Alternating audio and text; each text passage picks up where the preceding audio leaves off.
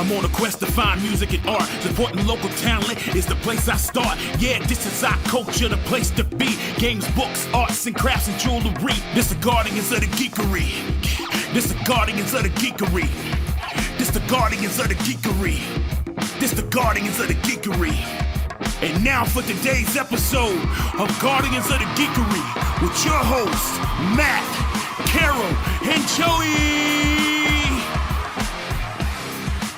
Hey, it's the Guardians of the Geekery podcast, and look who I have. Woohoo, it's Wanda. In studio.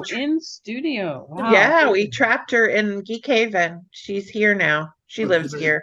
Just Did take Angel the quilt fetch you? off the wall, and Angel is down at your feet. Yes. You are the trifecta over there, and then there's Wanda and I.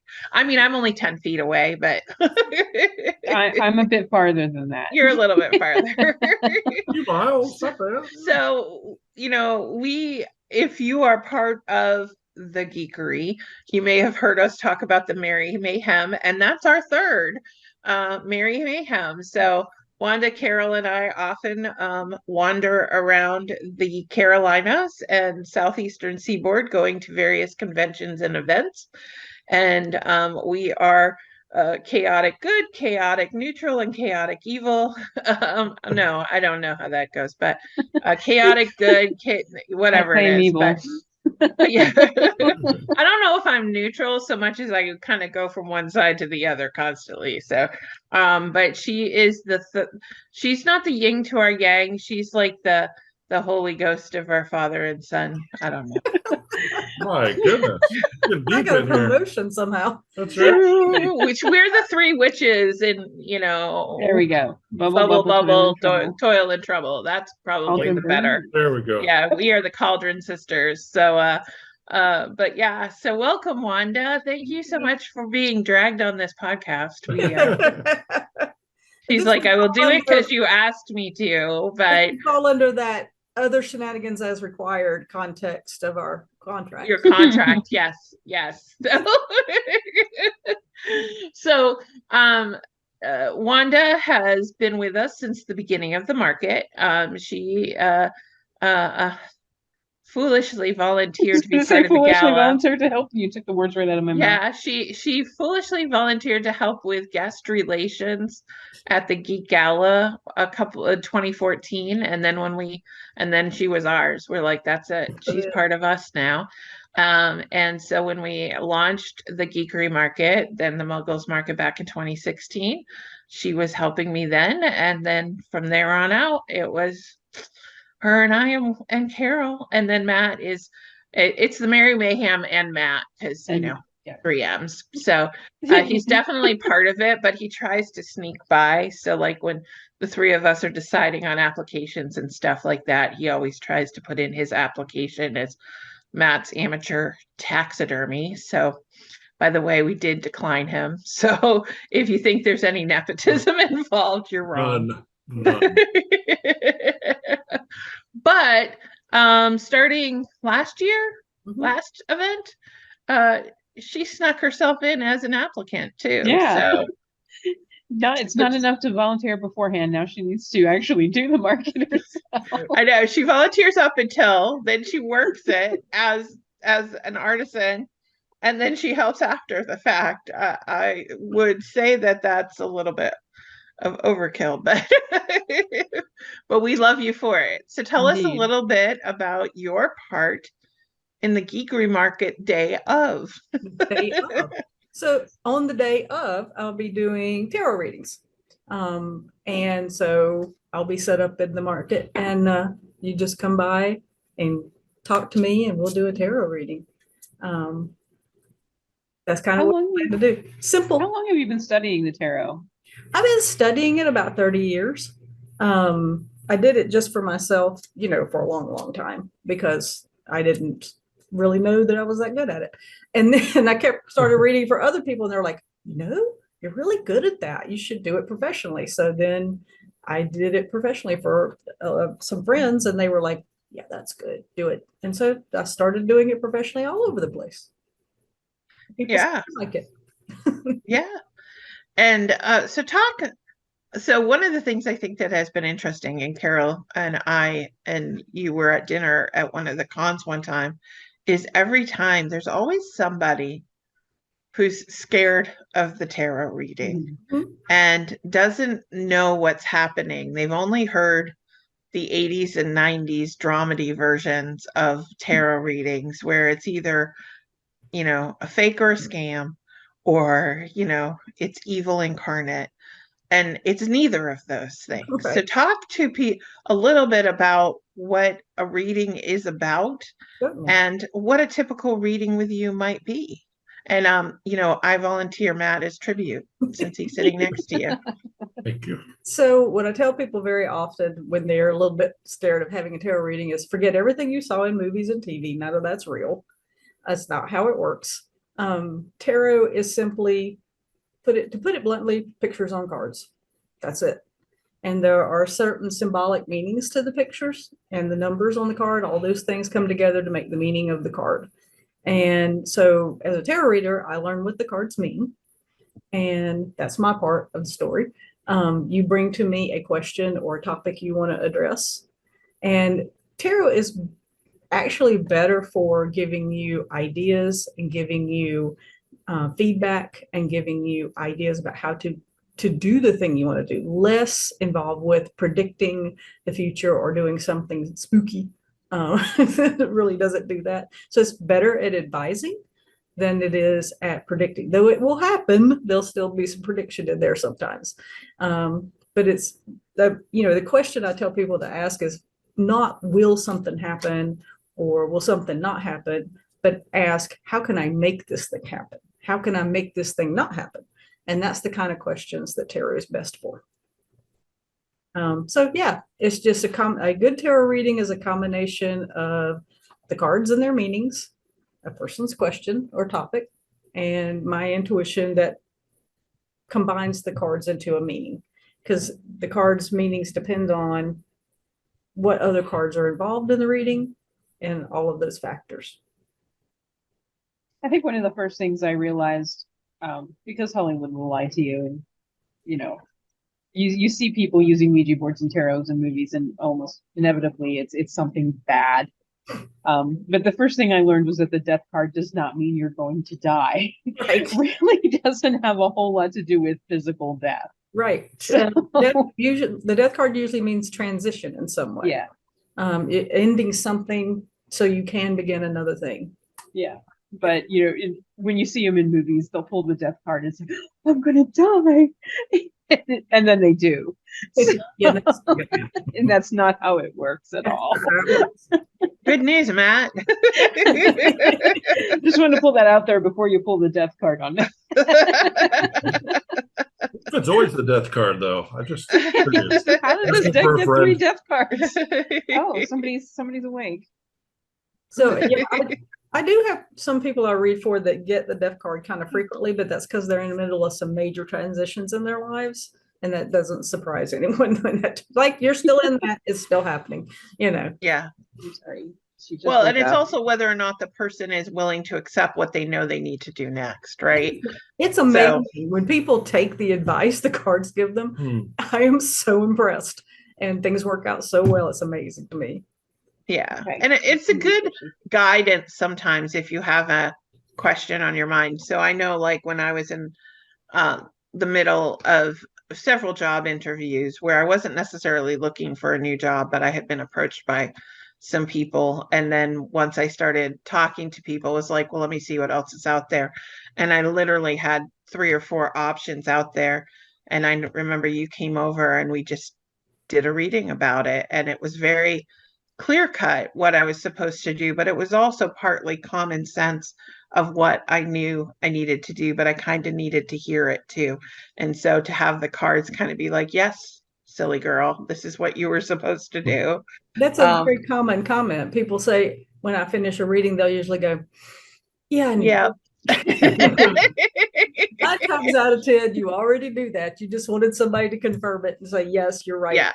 It's just that confirmation or reassurance. So, Matt, do you mind if we put you on the spot a little bit here? Oh, anytime I can get a reading from Wanda, I am pretty excited. I apologize beforehand. I knew this was going to happen if she woke up because Oh, Persephone wakes up and you just immediately want to, demands oh, she's attention. yawning. Come on, Yeah, that's so not fair. cute. Perfect timing. So yeah. So cute. Yeah. So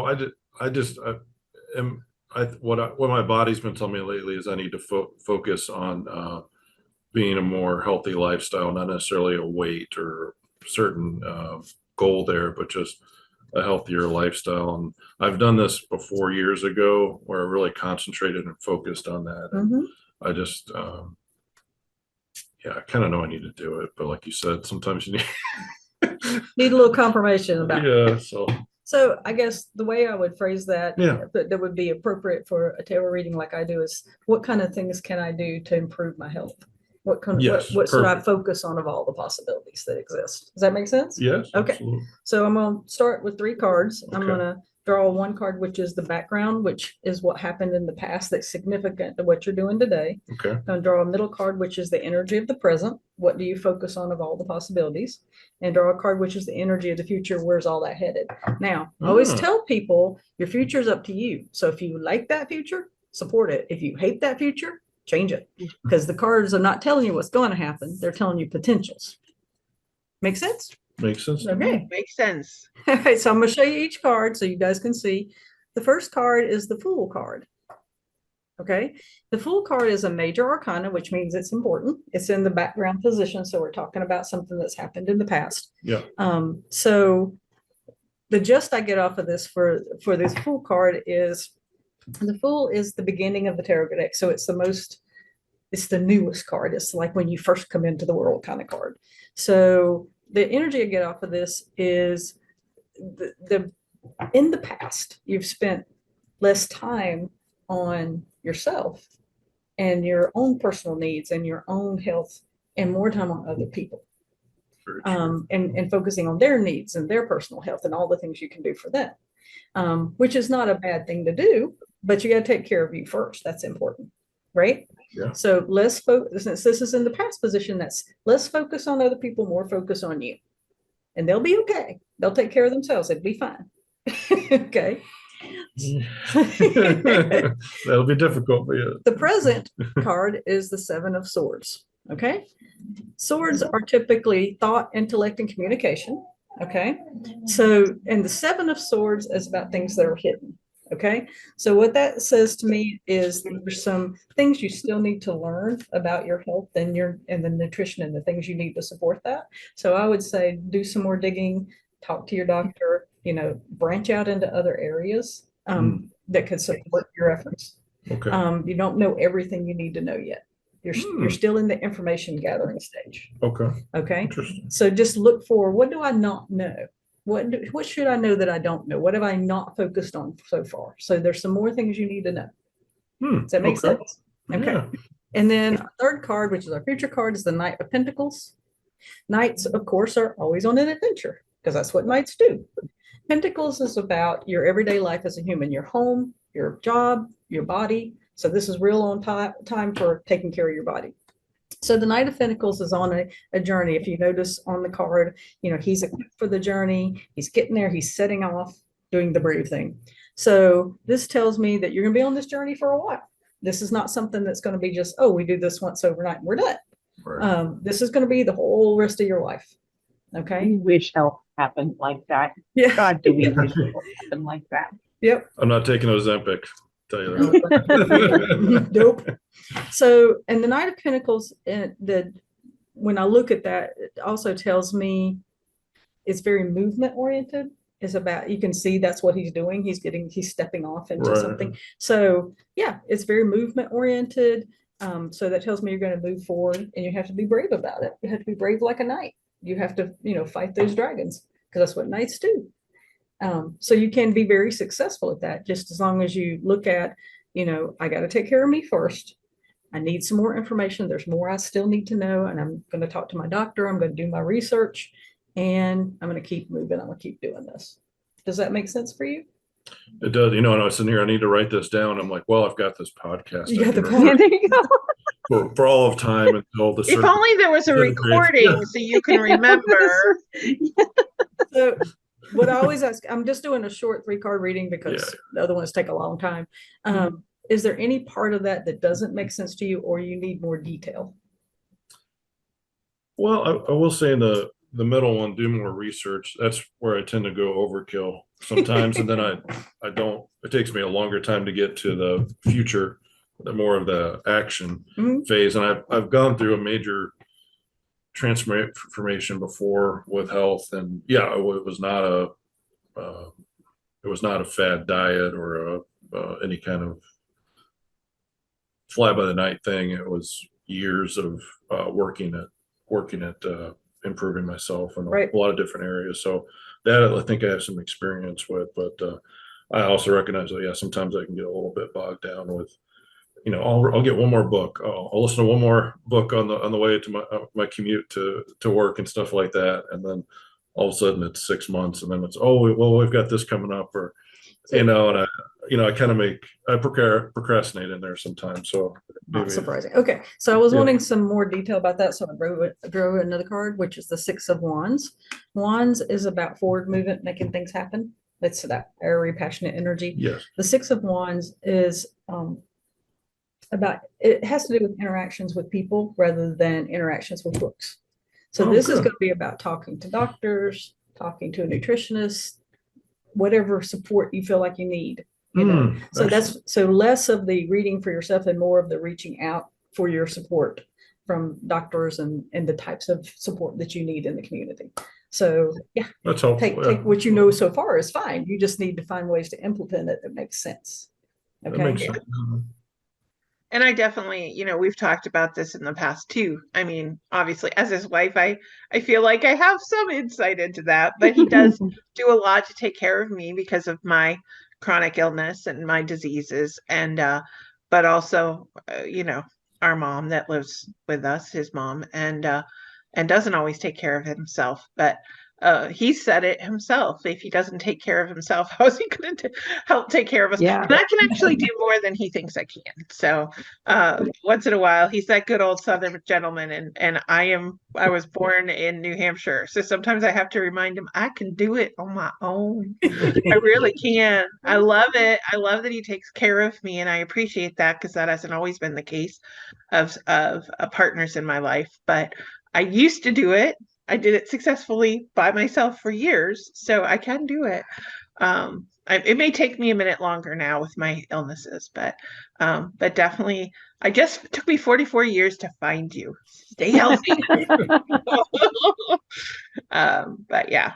So interestingly, since you brought that up, the 6 of Wands is also about appreciation. That's another of its meanings. A lot of cards have multiple meanings, and you get it might have a whole list of meanings, but you figure out which one is appropriate from the context of the reading. So that's another piece of 6 of Wands is showing appreciation, and showing, appreciating the body you have, appreciating the friends around you, appreciating what you've done so far, kind of giving yourself a pat on the back and say, good job. Oh yeah. Yeah. That's and he's done it. Like he goes out and, rides his bike, and he took it upon himself to get that bike and stuff like that. Mhm. I do think he needs a couple more doctor's appointments in his life, but Yep. but he knows that. He knows I think he needs to do that. So That's but that's good. So yeah, this is an example of a simple reading that you might do at the market. exactly. You also have readings to go, right? Little Mhm. envelopes people can take with Mhm. them. I do. And These are fun because it's just the envelopes are called mystery readings. They have a tarot card inside. They have the interpretation of that card, and then they have a little meditation that you can do with your card. So I made those because sometimes people don't have $20 for a reading, and they have $5, and so they can get a little reading to take with them or a present for a friend. And people report back that they're oddly on point for a randomly chosen card in an envelope. So it's amazing. you do them when you're in the zone, right? And I also, do. like, them picking it is similar to them picking out of the deck because you always have a stack that they can Mhm. pick from. So Exactly. it's awesome.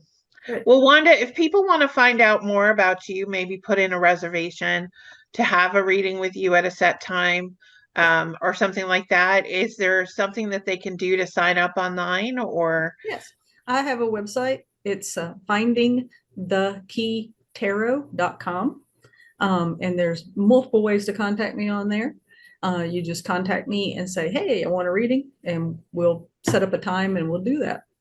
I can do That's them awesome. in person for people. I can do them over the internet or phone, whatever you're comfortable with.